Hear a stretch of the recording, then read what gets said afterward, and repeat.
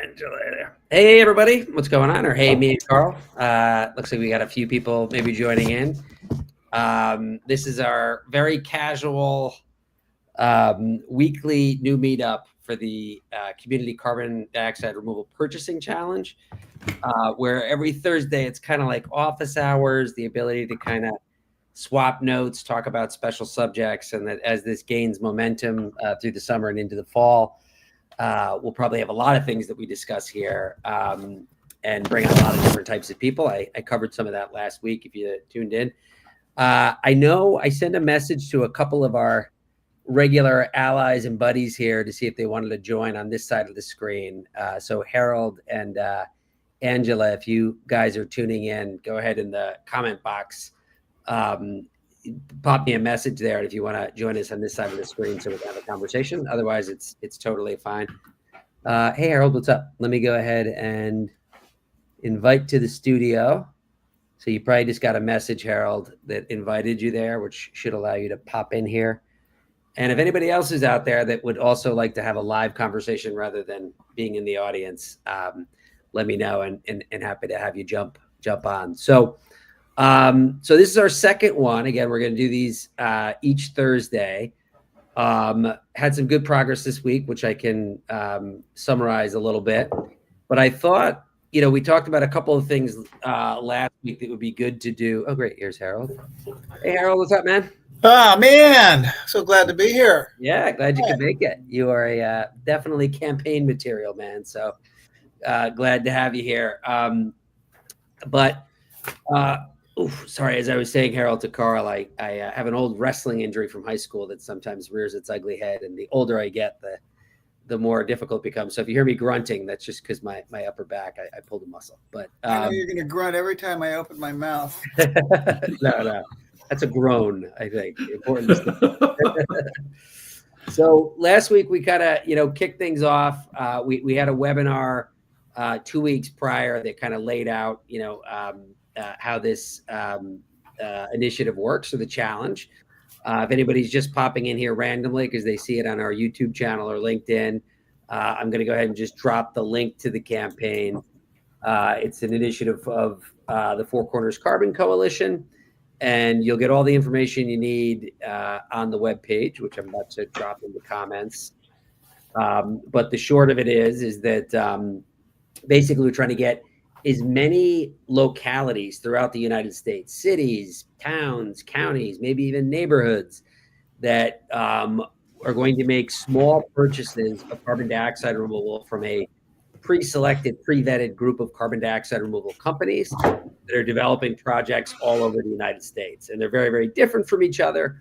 And the goal of it, as I've summarized in the past, and you can find on the website, it's certainly to create demand for carbon dioxide removal, which is really, really important. If we don't have people buying the services of carbon dioxide removal, we won't have carbon removal companies, and therefore we won't have scale, and we won't reach our important, gigaton carbon removal targets that we need to throughout this century.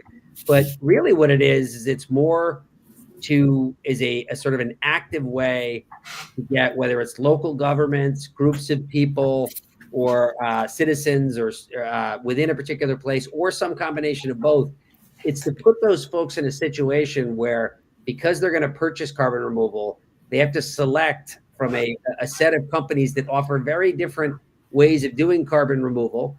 And we think that putting folks in that type of position and putting some actual skin in the game is one of the best ways for people to actually understand what we're talking about, and to sort of place it within the context of, why would you like company A versus company B versus company C? Do you find it matches your values or your priorities or your local resources?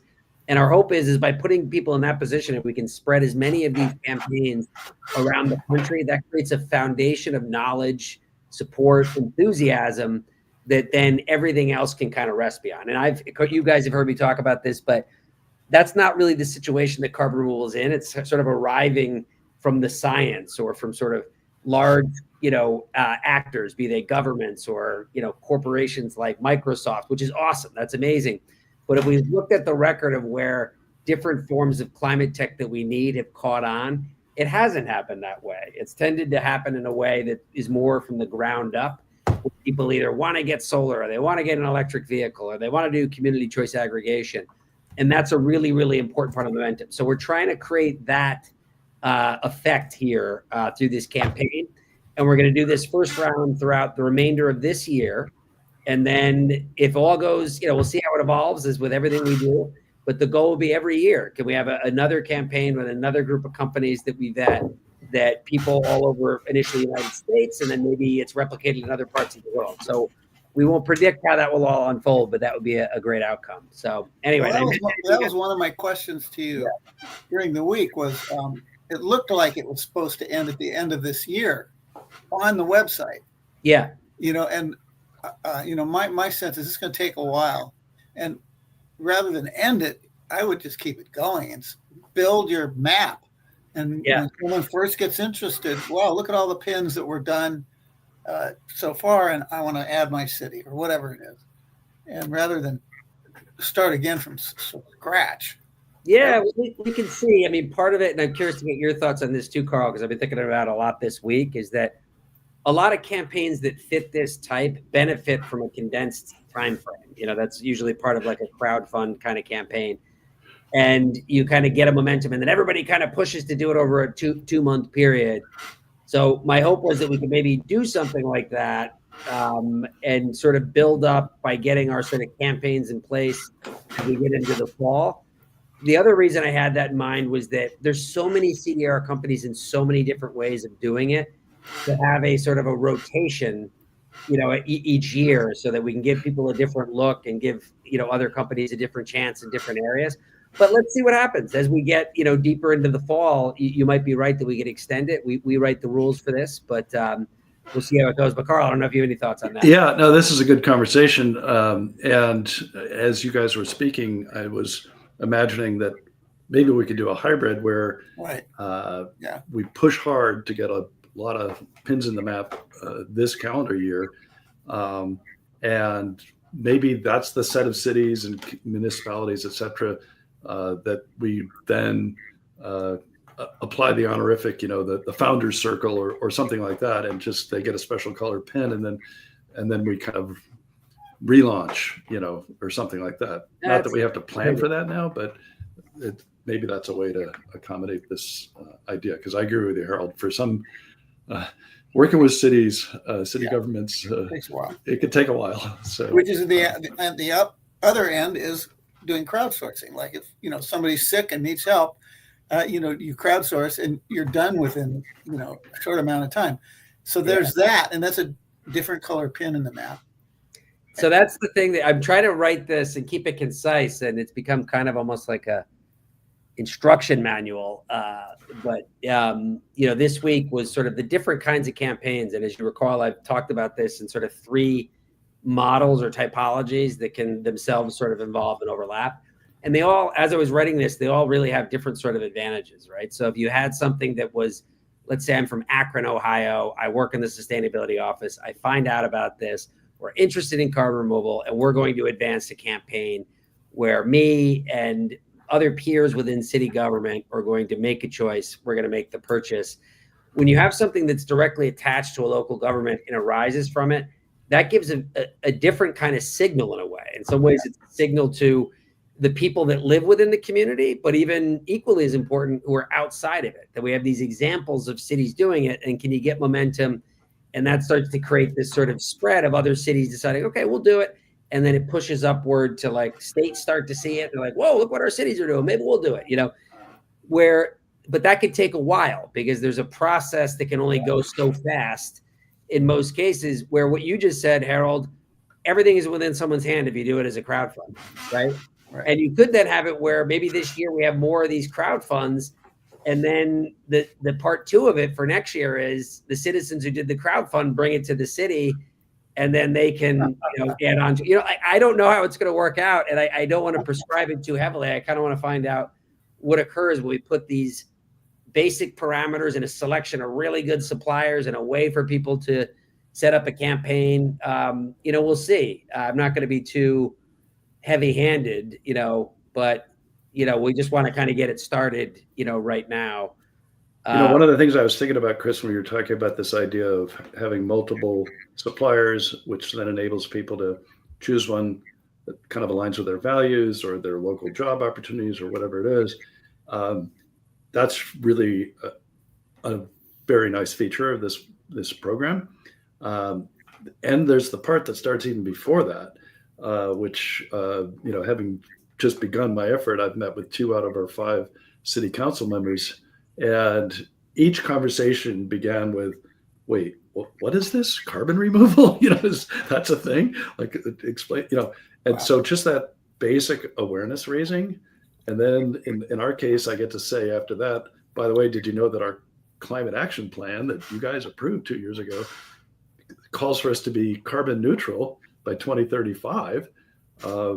Guess what? We're still going to be emitting a little bit still in 2035, so we're going to have to remove some carbon. And then now they're scratching their chins thinking like, oh, so this thing that I never heard of, I now realize we need to do, and the city could play a role in that. So I think this is just great because it's giving us a specific vehicle and a platform for beginning those conversations in our communities. And in my second meeting with one of the city council members, it was in an open forum. It was like open office hours, so people were coming and going in the room.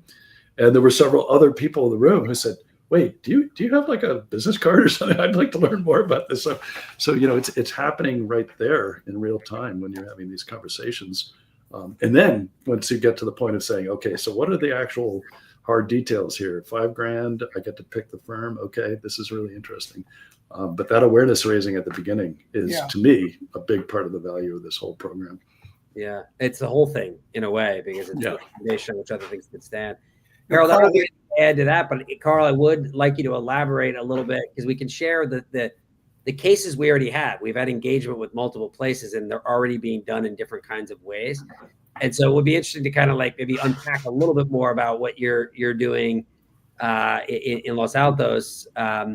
And Harold, I'm curious just what's kind of going through your head when you hear these kind of pieces we're putting forth. Like what do you sort of envision is within arm's reach or the length of the realm of possibility for you in Marin? And we should say that too, Harold, you're in Marin County, north of San Francisco. Carl, you're just south of San Francisco in Los Altos. So I've been mulling this. So I've been excited since last week when I couldn't. Well, what happened last week, by the way, was you have to be invited to actually participate. Yeah. Once the meeting started, and for some reason that didn't happen. So I'm sitting here trying to type into the thing, and my phone dies, and that was so frustrating. Yeah.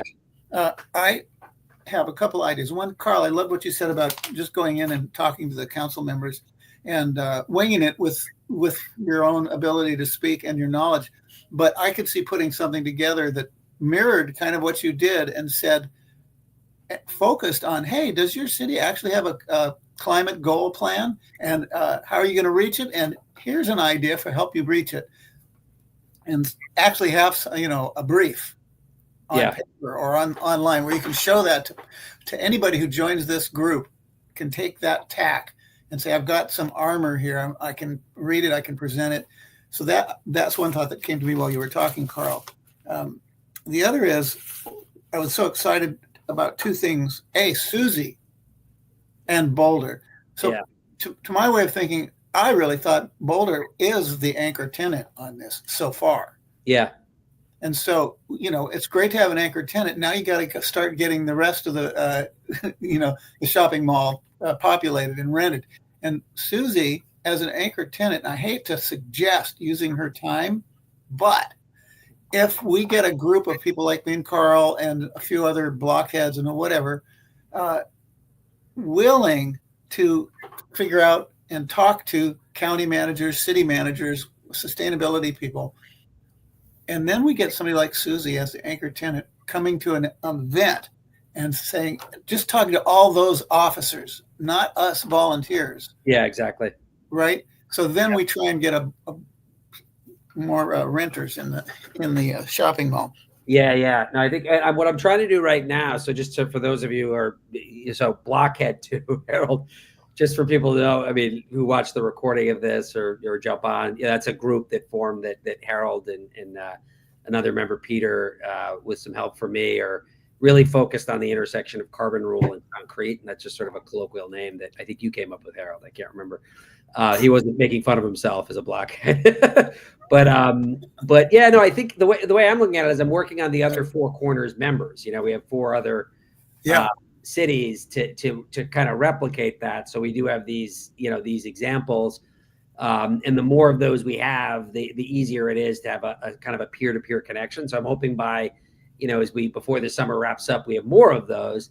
As I've told you before too, I'm really working on Albany, New York, where I'm from. I've had a conversation with the sustainability manager there. I have a lot of roots there and friends. And there I'm looking for more something that would be in the hybrid model, right? Where the city knows about it, they want to be a participant in it, but there will be also a crowdfund piece together with the city. In some ways, I feel like that's the best of both worlds, because you're getting formal participation by the local government, which itself is a learning exercise for them, but you're also getting a lot more people knowing about it. You know what I mean? And so, but the fastest one, I would almost love to see in the next month, if we have confirmed just a pure crowdfund, which doesn't preclude the possibility you do the crowdfund, then you bring it to the city and the city says, I love it. What next? You know what I mean? But it would be good to get some versions of these 3 idealized models kind of going, this summer. And then, as we get into Climate Week or beginning of September, I have these sort of bookends in my mind that are good for a campaign where, like, between Climate Week and COP, you know what I mean? Like you have a bunch of good examples that are already there, but then you're really trying to get as many different places to say, all right, I'm going to do it during that window of time.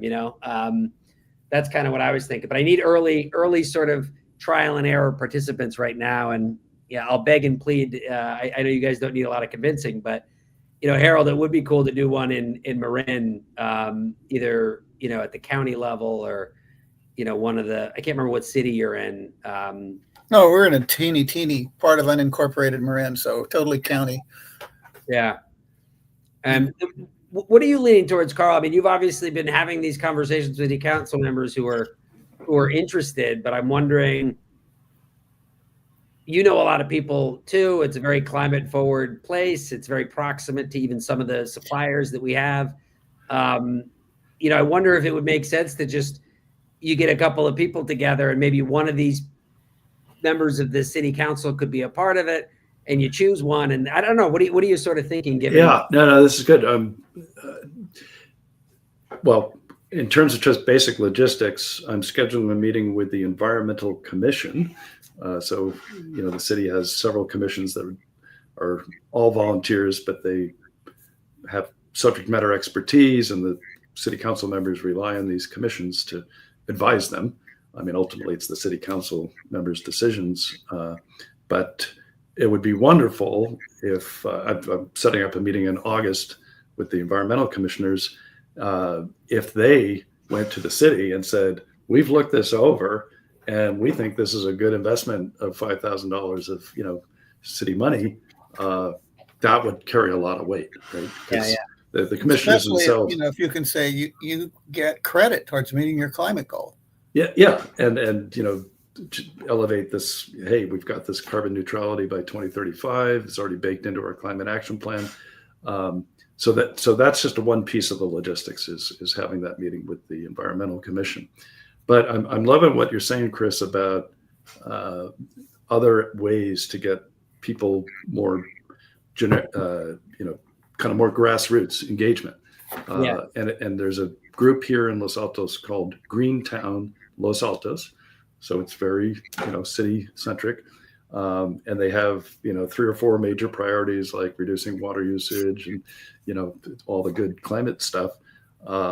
If they were to take this on as like one of their, top 5, suddenly that elevates it within the community. So that idea just came to me as you guys were speaking. So I'll work on that. We even have a lot of climate centric or climate forward people in our local Rotary Club.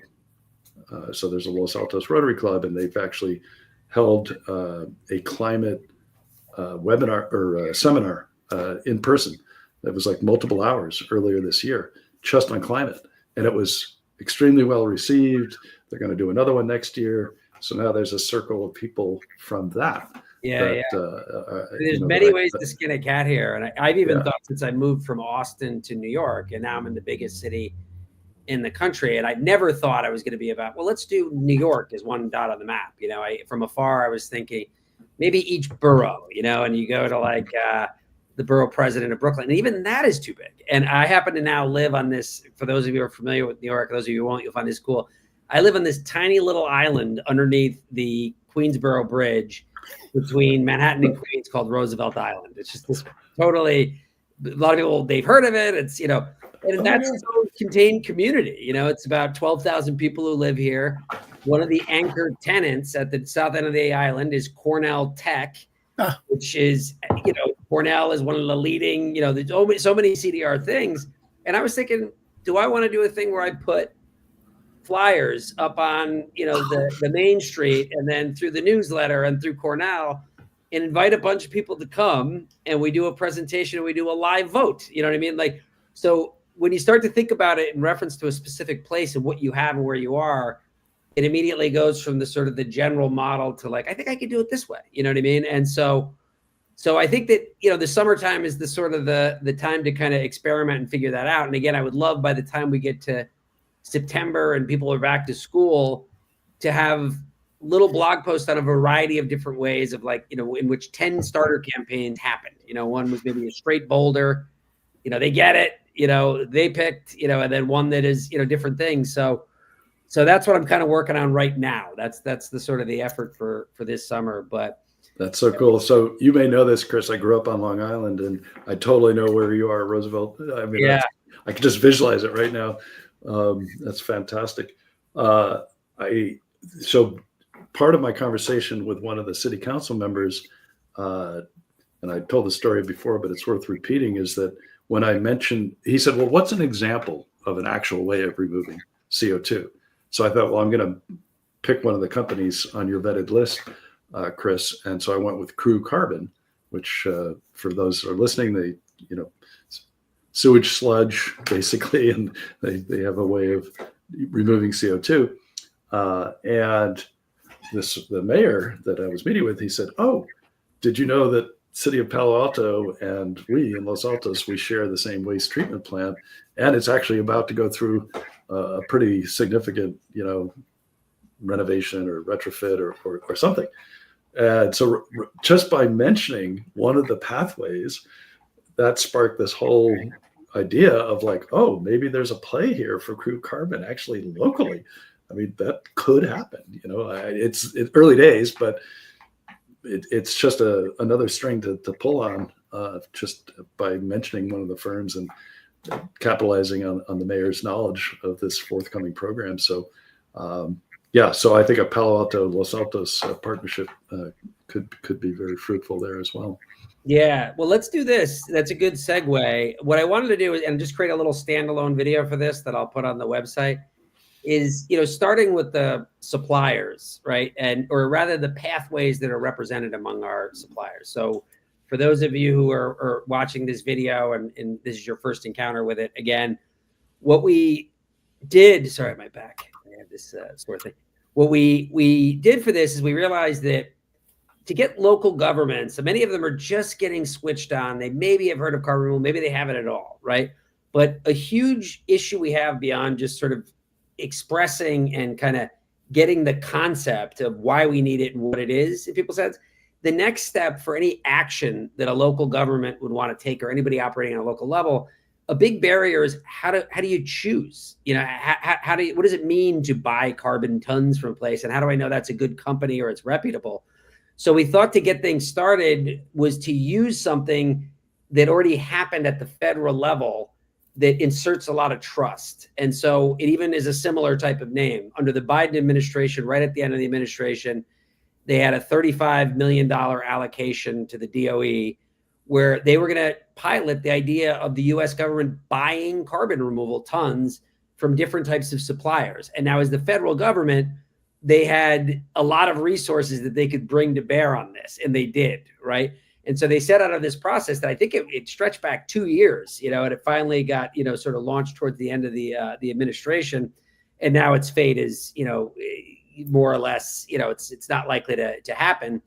But what they did importantly before the transition is they brought together some of the leading lights and minds at national labs within the government who had subject expertise, and they created criteria about, well, what kind of carbon removal do we want? And they decided early on, part of the goal of this exercise was we want to show a diverse range, not just put all our chips behind one kind of technology, but we want things that people can see can happen across different regions using different resources. And that was part of the goal. So to have diversity and sort of tech agnosticism, as they say, but not totally agnostic, is that they wanted to judge it by, can you measure that it happened? Is there technologies that we know we can take it to the bank that removal and storage is going to happen? So that was part of their scorecard.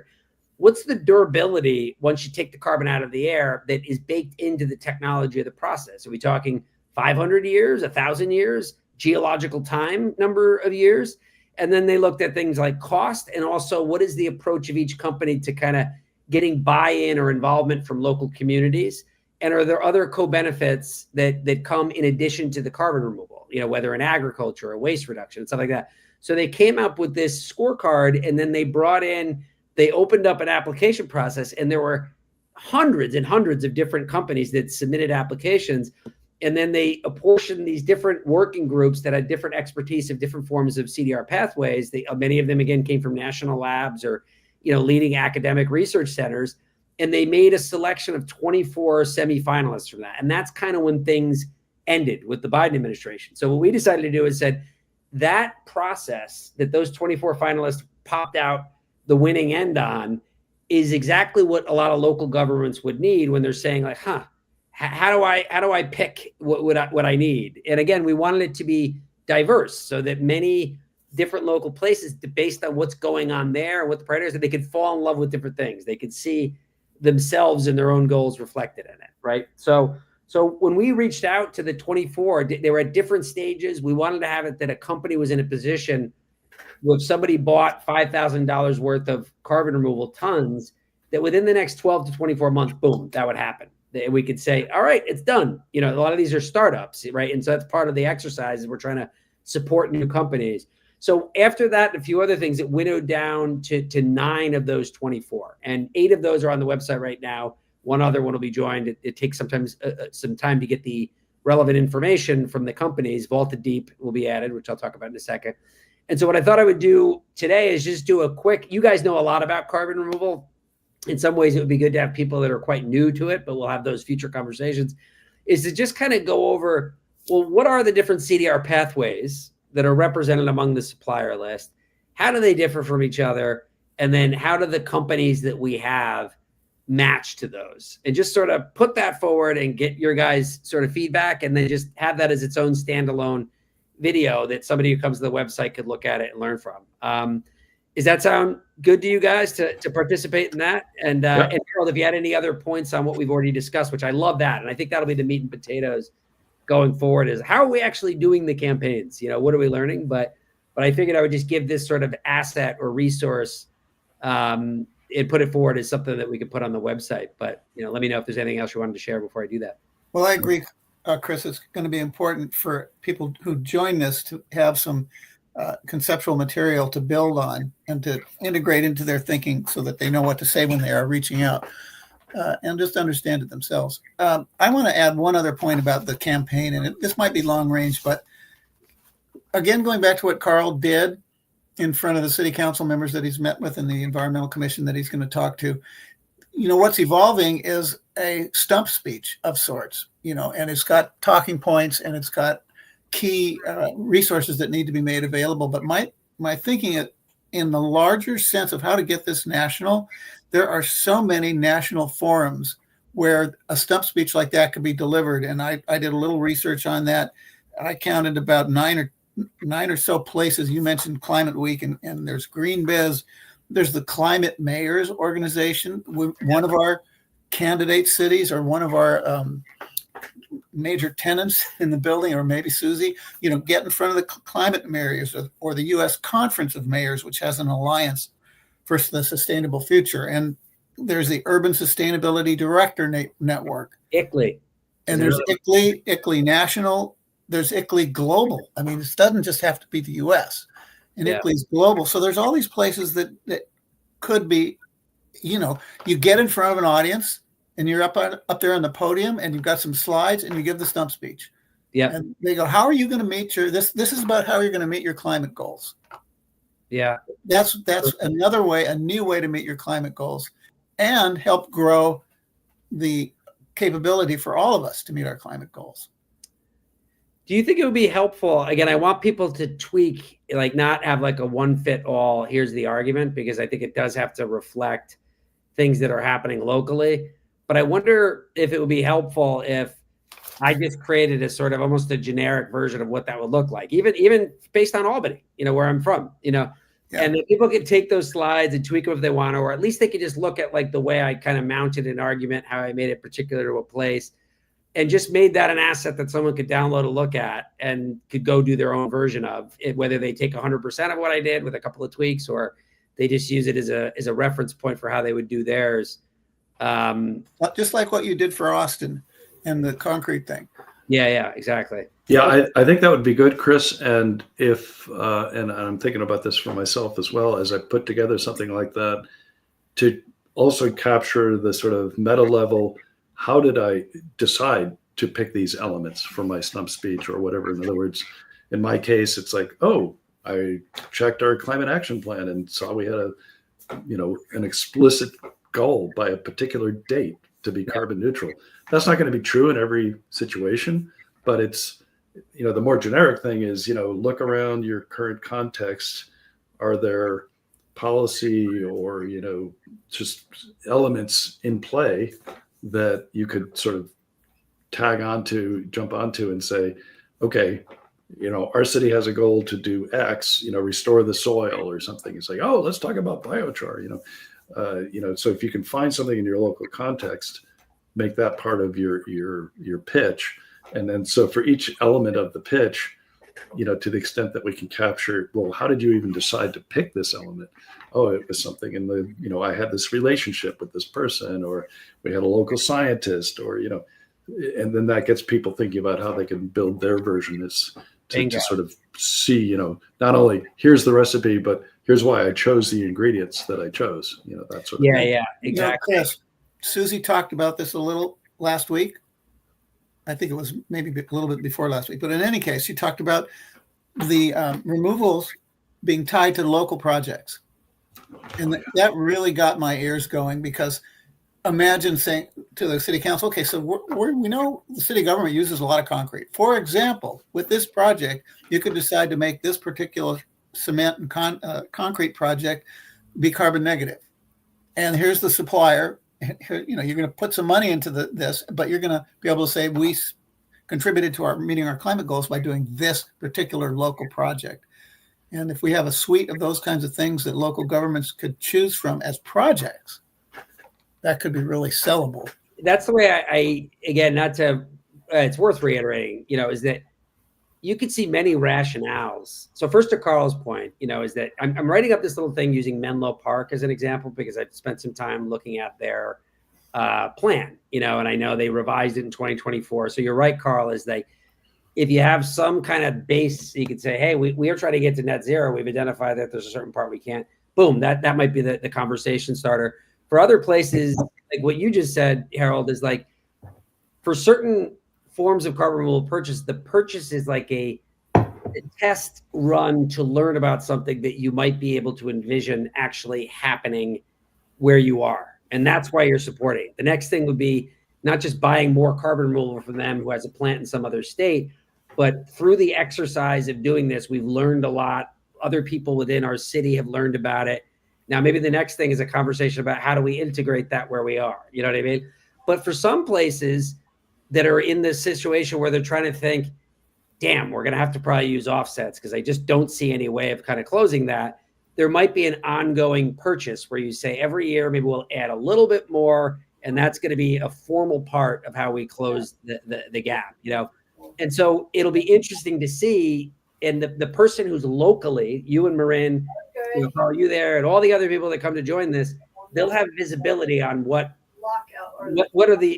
likely to sort of resonate, or what does resonate when you give a pitch, and so it'll be interesting to see what the children of this is, because again, this is very much a starting point, but anyway, keep the juices sort of flowing around that, Harold. It would be, we have a number of these conversations already kind of happening, but I would love on these calls to sort of track, and from inception to actual kickoff of the campaign, what actually happened through these conversations that we're having, so I do hope we can get one going there, Marin. So let me do this though, and stop me anytime, because it's just three of us, but I wanted to go ahead and just kind of give a pretty high level overview of the different pathways that are represented.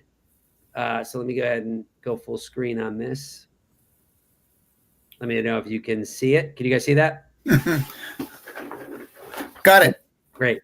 Okay. So again, what I wanted to do is just sort of define some terms here, and hopefully this will help people kind of, get a sense when they look at a particular company, the bigger sort of picture that it sits within. And so one of the things, there's you could use the word method, or you could use process, but a word that's kind of stuck in CDR is pathways, right? So these are these kind of distinct different ways in which we take carbon out of the air, but also store it. It has to be both of those things to truly be carbon removal. If you're taking carbon out of the air and then it's going back up into the air, that's not really a removal, right? And one of the beautiful things about carbon removal that we talk about frequently is that there are just so many different ways that this can be done that are just have nothing to do with each other in terms of the underlying science and engineering and what it's like to be around one of them. And that is what allows us, if you add all those things together, that gives us really a hope of reaching these billions of ton targets that we need to, over the next decade. So I'm going to use that word pathway, just stick with that for it. Now, the ones that there's many different ways of doing it. The ones that I'm listing right here, which I'll name and get into in a little bit of detail.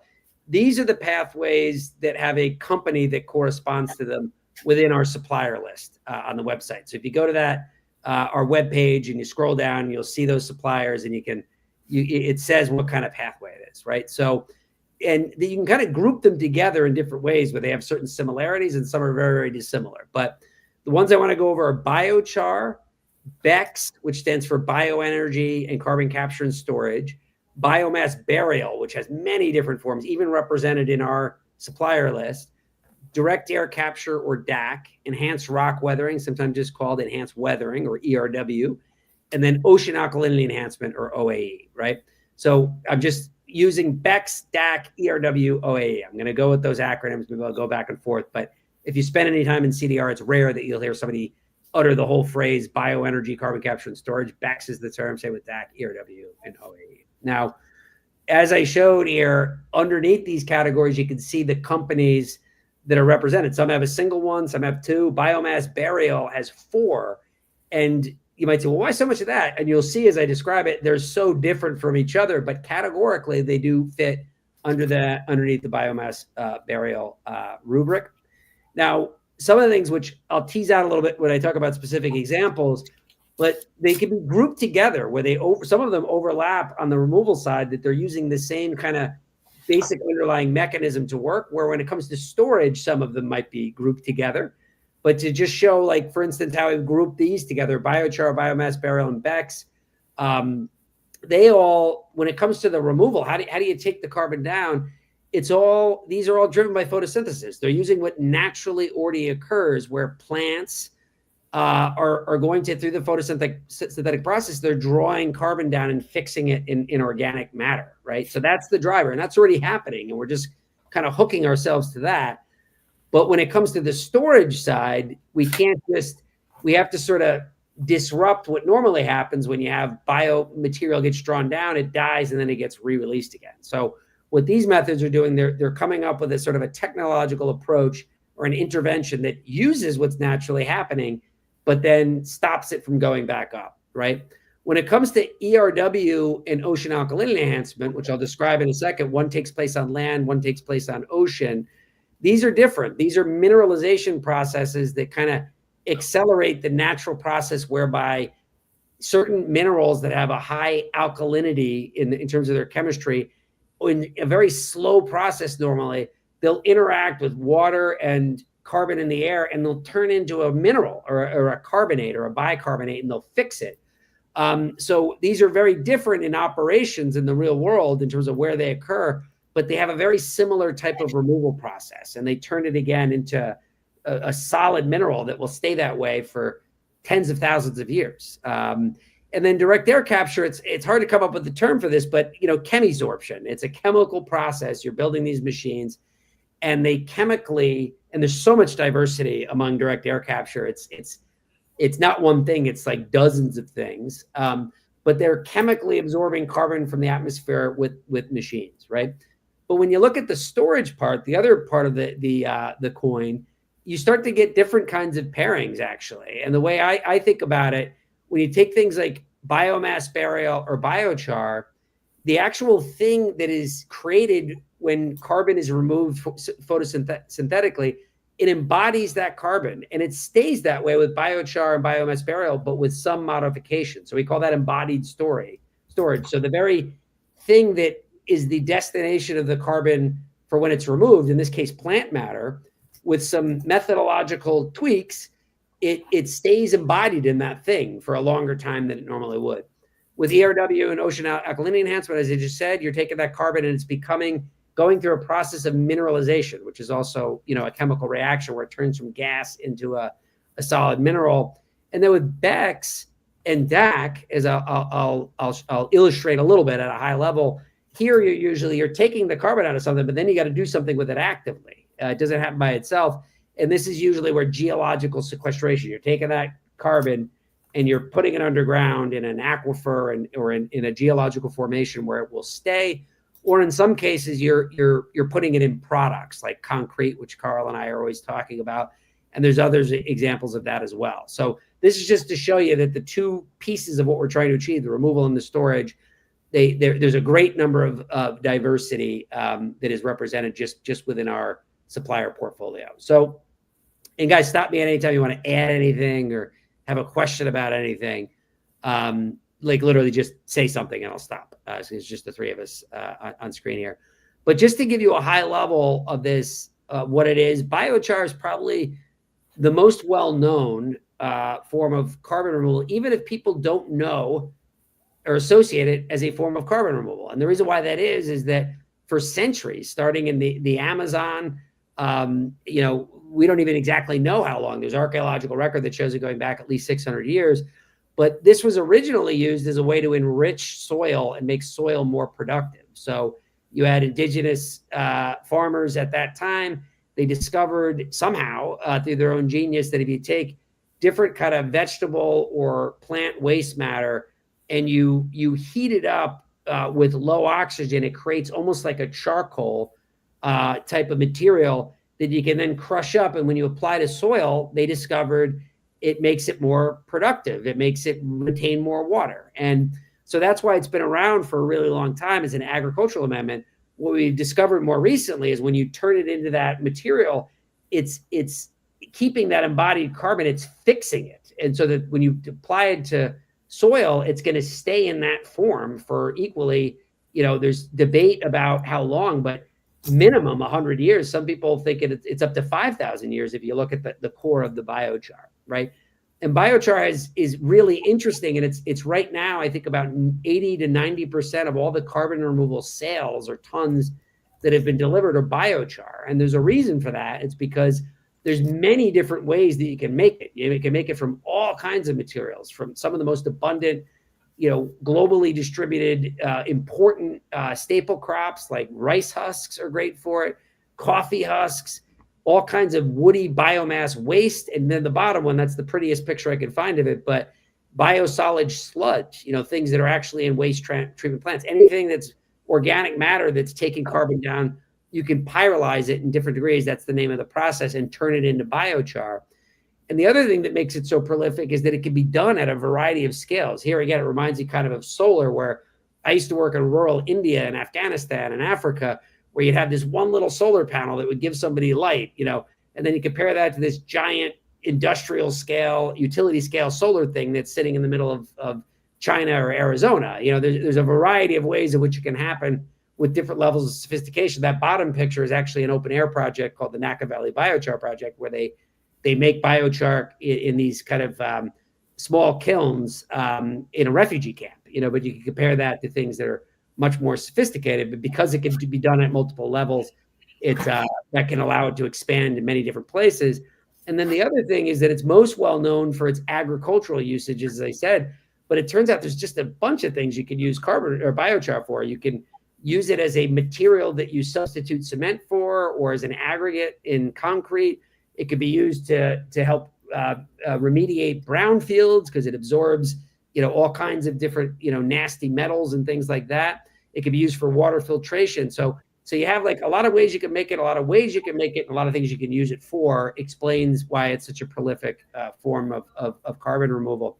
And within our portfolio, we have just one biochar company based in Houston, Texas, that is already operating, called Applied Carbon, and they're focused on Texas, big ag state, as well as other southern states and Oklahoma.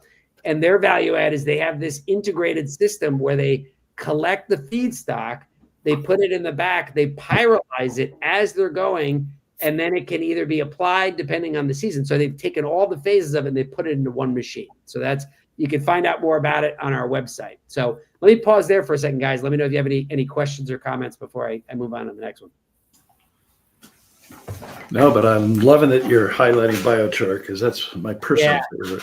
It's so on my mind because I'm working so much now in Brazil that I gave a little bit more description of that, at least in terms of my slides, that I will with the subsequent ones. But and I'm just listing these in alphabetical order, not by preference. Now, BECCS is another one that has been talked about and modeled. It's often a technology, along with direct air capture, that the IPCC, when it does its report, it uses as its sort of baseline assumption technology. And this could not be more different in some ways than things like biochar in terms of its operation.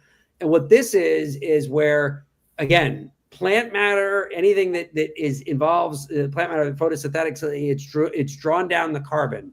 And so what they do is with BECCS is that, can you take that material and actually combust it, either to make heat or electricity in a plant at a variety of scales. This shows one in Sweden.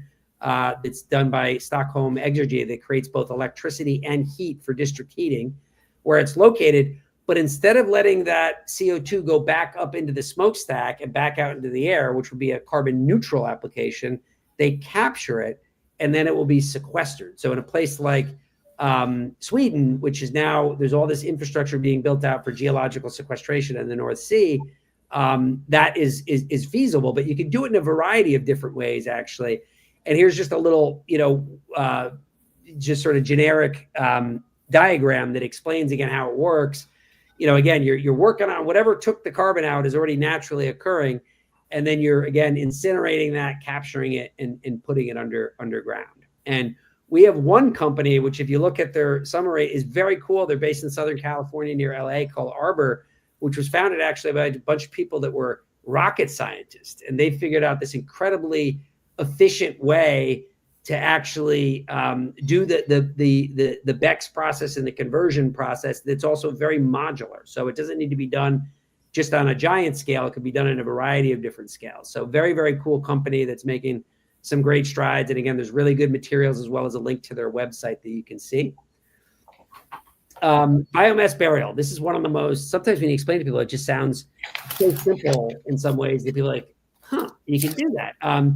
And this actually, there's a lot of things that fall underneath the umbrella of this that are quite different.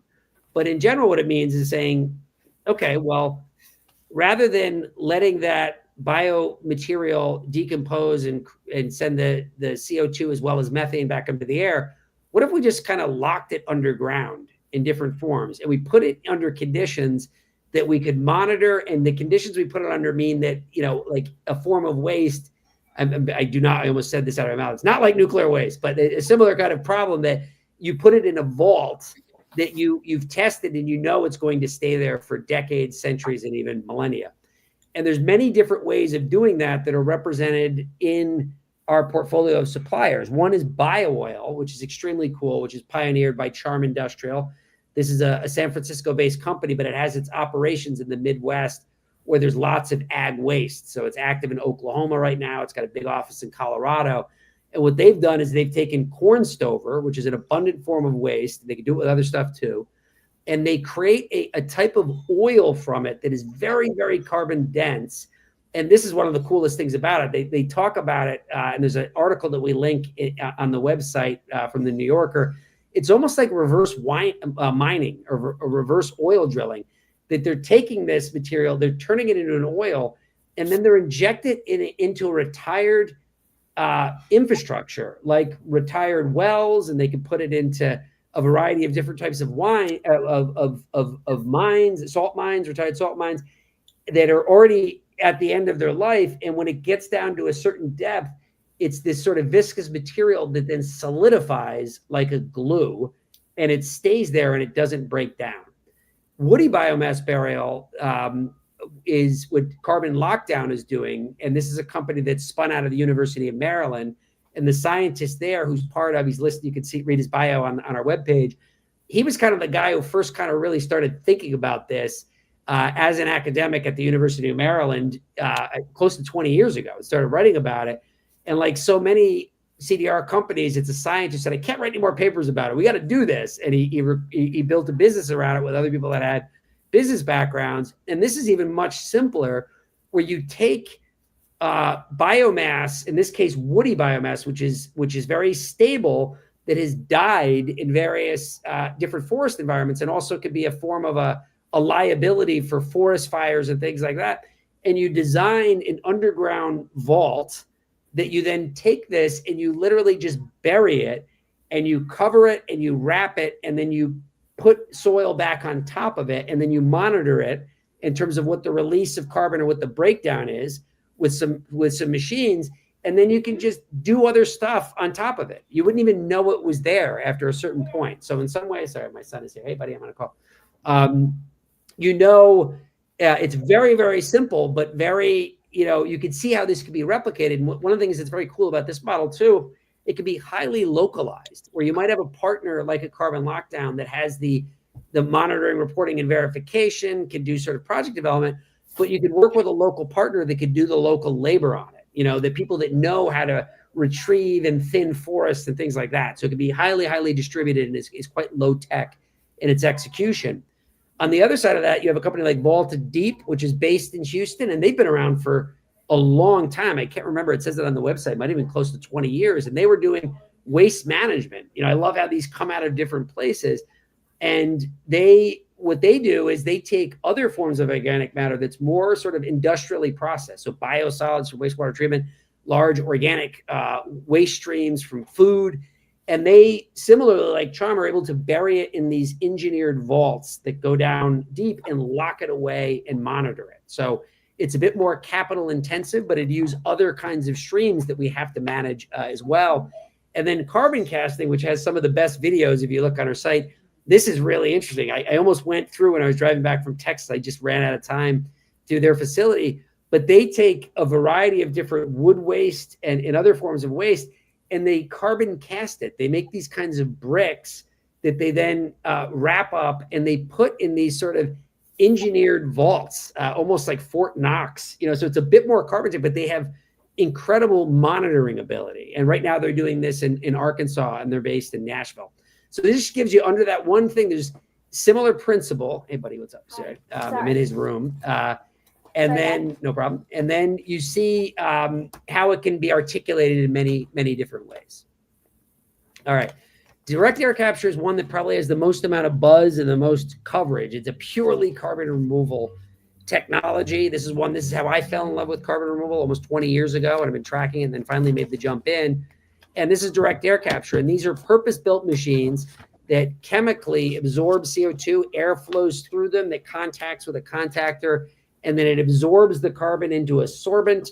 And then either through heating or through changes in moisture or through pressure or through electricity, there's a variety of different species, it can re-release that CO2 in a pure capturable type of way, which can then be stored underground, or again, it can be utilized in products. And now there's, close to 200 direct air captures and dozens of different ways of doing it, that some are gigantic systems, some are even small enough to fit into the basement of a building. So it's a highly diversified technology category.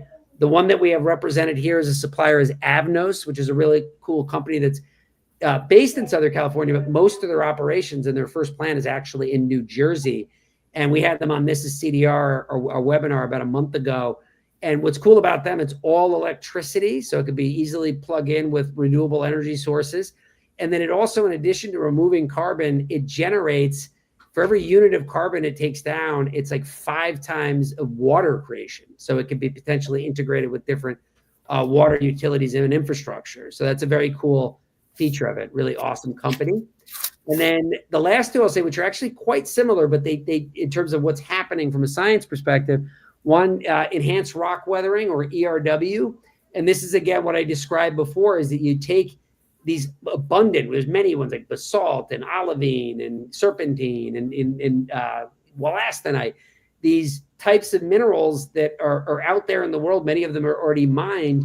And then you grind it up, and through exposure to air and under conditions with water and heat, it mineralizes, it creates a bicarbonate. And like biochar, this is something that actually originated, was first observed because of its benefits for agriculture, is that when you put an alkaline substance in a powder like this as an amendment in agriculture, it reduces the acidity of the soil. And this can actually increase the resilience of the productivity of soil. So you had farmers in Brazil and in Canada and Japan and in Europe for decades, going back to the mid-19th century, were doing this as rock dust. And more recently, we said, wow, well, what's really happening there is it's creating this carbonate, which ultimately will go into rivers and and then ultimately out into the ocean and stay as a carbonate for tens of thousands of years. But you can also do this in more controlled environments like crew carbon. So Ion is one company in our portfolio of suppliers that's doing this ag-based method. They already have projects that they're doing down in Mississippi and in the South. But then crew carbon does this in a really cool way, where there is this alkaline material that is in wastewater. And what they've done is they've developed a machine that you pass that alkaline material through an actual contained unit to create the carbonation of it. And it allows you to sort of monitor it in a much more interesting way. And there's a really cool little video that's linked that explains how that works on the website. So these are two very different instances of a very similar thing, one out in farms, one in urban wastewater treatment plants. And then lastly, I'll mention ocean alkaline enhancement, which is very similar, but rather than starting that process on soils, you're doing it directly in oceans. And there's many different companies that do that. And it's extremely cool because it also at scale could potentially reduce the acidification of ocean water, which is a whole other problem that obviously is threatening biodiversity in the oceans. And this similarly can be integrated with other forms of infrastructure at like ports and with wastewater treatment facilities as well. And the one company that falls into that category, it's not advancing, sorry. Well, I don't know why it's not showing that slide, is Vicarb, which I can almost see their offices from where I am. They're based in Brooklyn at the Navy Yard. And that is what they're doing a version, and they already have a trial right here at the Brooklyn Navy Yard. So anyway, that might have gone longer than I expected, but I wanted to give, was that helpful, guys? I wanted you guys to stomp me on my foot virtually if I get too in the weeds there, but let me know if that's a helpful setting. I always learn new things from you, Chris, every single time. So total tour de force, Chris. All right, great. And I hope my grunting didn't slow me down too much there. But what I would say is just with that, you look at the website right now. Again, I'll be adding Vault and Deep right now. It's a little labor intensive to get those up, but that's almost launched. You can look more about the page has who the founders were, where do they come from? It gives a little list of what are their milestones so far, where have they done projects, who have they sold carbon removal tons to. We have a list of recent things within the last year of media coverage, and then videos and pictures of things that they've done as well. So my hope is that gives people a basis for looking across these for comparisons. And if not enough, they can reach out to us, jump on here and say, I'm trying to figure out what this actually means. They could join us on a Thursday and we can give them a little bit more guidance. So that brings us right to the hour. I'm going to kind of cut that video that I did and put it up on the website with a little bit of cleaning, and hopefully that'll be a useful resource to people. And then next week we'll get into the decision-making process. But I like it when we start like we did with this, Harold and Carl, maybe have a few other people, where we brainstorm a little bit more about, this is what I think I'm going to do for my campaign, or this is another idea, maybe bring a few more people on. And as the weeks go, we can kind of check back with people about like if they made any progress on it, but I'll get into the sort of, how do you decide? What criteria might you apply based on where you are will be the focus of next week's workshop, at least for the second half. Hey, that's great, Chris. If you are going to work on a brief, I got 12 places to take it to tomorrow. Love it. In Marin. Great. Yeah. I'm looking for you, Carl, on the Marin side. And let me know too, Carl, I know there's, or Harold, but the Rotary Club thing is this just so enticing because it maps on so well to these civic groups that are locally based. Yep. They're increasingly focused on climate.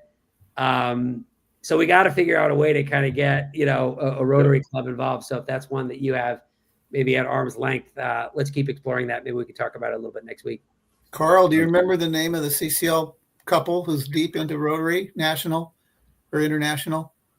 Is it the Osbornes, maybe? Tom and Ginger? I don't know.